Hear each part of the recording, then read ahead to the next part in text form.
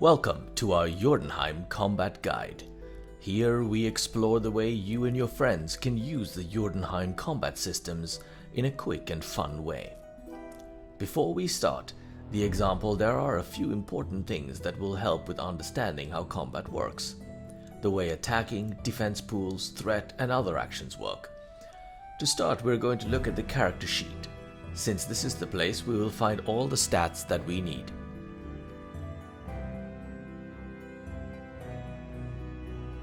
First, we are looking at threat. This can be found on page 120. This is the weapon and type of damage a character can do.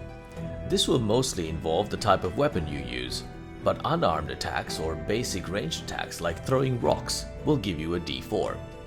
The threat points you generate will allow you to attack or miss an enemy depending on his or her defense pools. These defense pools are what will hopefully keep you safe. This can include many things, like armor, shields, but also your speed to dodge. You can use one pool per attack against you to try and avoid damage. This defense pool is bolstered by your character's armor and perhaps even shield to reduce the damage taken or chance to receive damage even more. Right, we'll be using the combat guide on page 136 of the core rulebook as an example. We start the combat right before it happens, and we check the group if someone is able to see the intent of Ansgar, and luckily Tarik the Lightfinger is able to use his ability Read Others to see what is happening and warns the party Ansgar is casting a spell. From there we start initiative without Ansgar having a surprise round. We start initiative by seeing who has the highest speed. We also see who has weapon modifiers that add up to the speed. It is also important if a character is prepared in this scenario, so since everyone except Tarik wasn't prepared, Quiller however specialized with the bow and won't be able to fire it quickly, so he won't get his +2 bonus. This means Ansgar and Quiller are up first in the combat round. Normally a PC will go first over an NPC, but since Ansgar is a boss character, we will roll a D8 against a D10 to see who is first.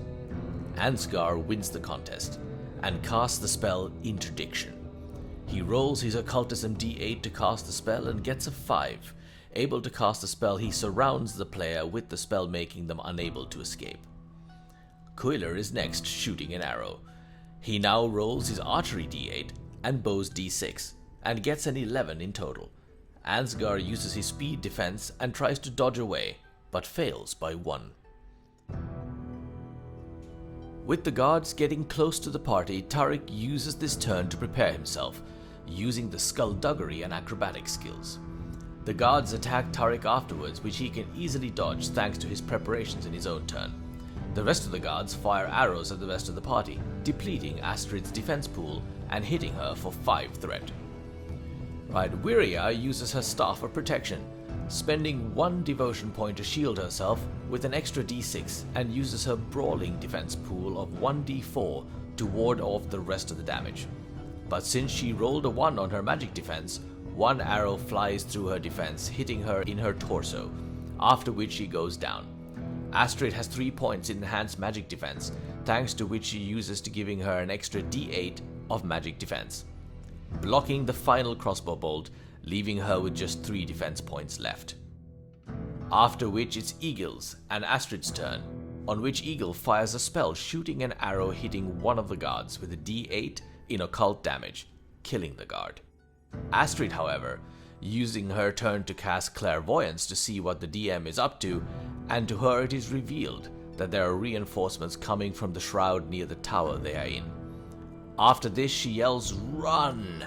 and bolts through Ansgar's wall spell, taking 7 points of threat, which she tries to absorb with her bravery defense pool, but fails to do so since it's only a d4. After this she falls down inside the spell into a ball. This is how a round of combat might look like. The basics will be you generating threat and mediating damage with your defense pool, but it is wise to spend your turn looking at the bigger picture with all the spells in your arsenal, for tables might turn for the worst. We hope to have informed you on the basics of combat with this. Remember to check the source book for more info, and we hope you enjoy playing Jordenheim.